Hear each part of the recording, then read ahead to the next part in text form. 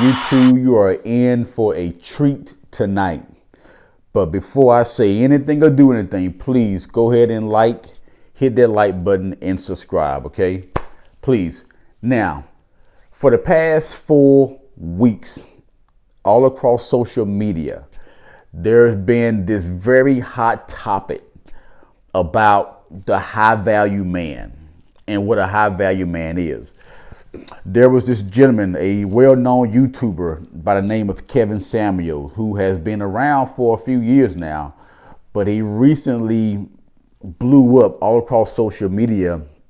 I believe he was doing an IG live show, and this beautiful young lady was on his show who will appear to be an average looking woman wanting an above average man or a high value man.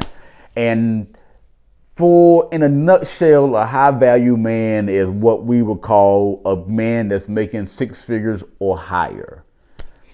And there are a lot of sisters now who are purposely only pursuing high value men. They only got their sights on men that are making 6 figures and higher. So listen, to your surprise, I have no issue with a woman pursuing a high value man. But ladies, just know there are pros and cons to everything you do, okay? So listen, let's focus on the pros. I have no issue with a woman that is looking for a man to provide her with financial security. That's one of the pros of having a high value man. Or a man that can provide you with a lavish lifestyle, or a man that can pass down generational wealth to your children, your grandchildren, great grandchildren, and so forth and so on. These are some of the pros of obtaining a high value man if you can. So the pros are very high, but so are the cons as far as you pursuing and chasing a high value man. Now let's speak briefly on the cons of chasing or pursuing a high value man. Ladies, first and foremost, know that your window to obtain a high value man is normally very limited, okay?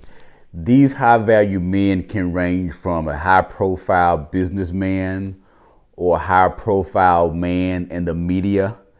It could be a very successful attorney, or a athlete, or an entertainer. But no matter what field that these high value men are in, you still have a very limited window of normally 10 to 12 years, but typically 10 years, but 12 if you're lucky. And these ages start at 22 to 32. That's normally the age bracket. These high value men are not only just dating, but marrying between the ages of 22 and 32. 34 is not the norm, but there are some exceptions to the rules. But typically you got a 10-year gap, a 10-year bracket from 22 to 32 to obtain and marry a high profile man. But in a lot of cases, when it comes to millionaire athletes and millionaire entertainers, it's normally 22 to 30. That's 8 years. So that age bracket for entertainers and athletes are even smaller. Now, because those guys typically don't marry women in their mid and upper 30s. But there are a few exceptions to the rules as it pertains to that age bracket. Normally, when high value men, even athletes and entertainers, married women in their mid 30s, it's normally the mother of their child or mother of their children, or it is a woman that they've had a long-term relationship or friendship with. It's normally a woman that they have some type of history with. Or the third exception is that it's normally another high-profile woman, whether it's a woman that is in the entertainment industry, or she's a very high profile media member, or a high profile businesswoman. But again, those are a few exceptions. Well, those are a few exceptional women who are able to obtain and marry a high profile man.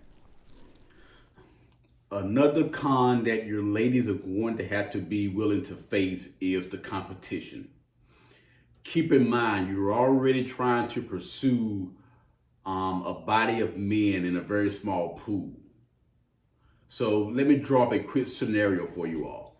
Let's say in the city that you live in, there are 20 high value men, bachelors anyway, in your city. And for each high value man that's in your city, you have 100 women that are pursuing him locally, and another 200 women that are pursuing him on social media. That's 300 women for each high value man. And if you have 20 high value men in your city that you're competing for, that's 20 men times 300 women, that's 6,000. That's 6,000 women that are pursuing those 20 men in your city. 6,000.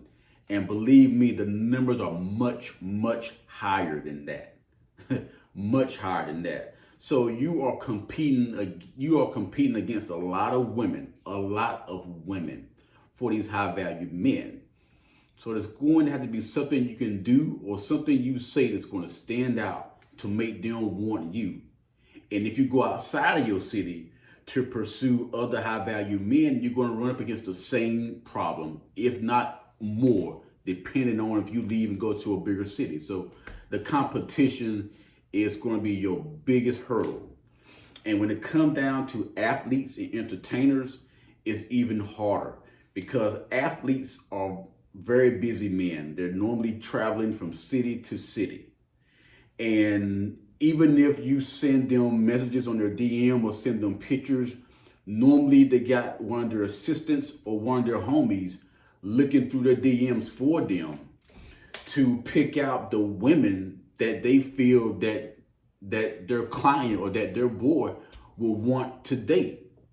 So you gotta hope that your message or your photo stands out enough to be picked out, not by the high value man himself, but by the person he has looking through his DMs for him. So you got a lot of competing to do. So that's one of the biggest hurdles or one of the biggest cons to pursuing a high value man is competition. So ladies, once you turn the big 3-0, you may want to start reevaluating your dating preferences as far as pursuing high value men.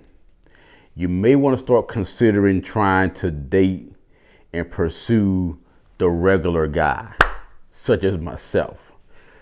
And listen, even at 30, you're still in that age bracket to obtain a high value man. Don't get me wrong. But you got to ask yourself this. If you were not able to obtain and marry a high value man before turning 30, then it's going to be even harder to obtain and marry a high value man after you're 30. So again, once you turn 30, you may want to start to reevaluate your dating preferences. My final piece of advice for my sisters that are still pursuing high value men. Once you have hit the end of that 10 to 12 year window, which will put you right at 32, 34, the best advice I can give you at this point, ladies, is stop it. Give it up.